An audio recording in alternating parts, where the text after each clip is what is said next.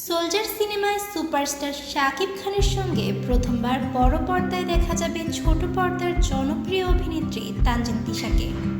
এ নিয়ে শুরু থেকেই তৈরি হয়েছে বিশাল আলোড়ন, কারণ তানজিন তিশাকে এতদিন আমরা দেখেছি নাটক, ওয়েব ফিল্ম, মিউজিক ভিডিওতে, কিন্তু প্রথমবার তিনি আসছেন বড় পর্দায়, আর সেটাও দেশের সবচেয়ে বড় স্টারের বিপরীতে।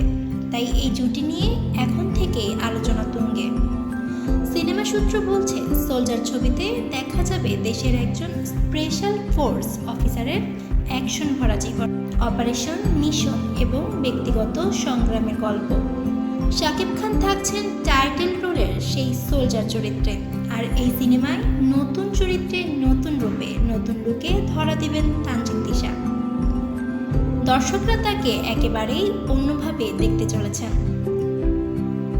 বড় budget, high action unit, international লেভেলের টেকনিক্যাল টিম, সব মিলিয়ে সোলজার সিনেমা নিয়ে মেকাররা রীতিমতো আত্মবিশ্বাসী।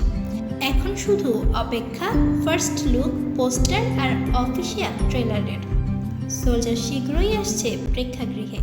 নতুন জুটি, নতুন অবতার। বাংলা সিনেমা এবার প্রস্তুত আরও একটি বড় সারপ্রাইজের জন্য।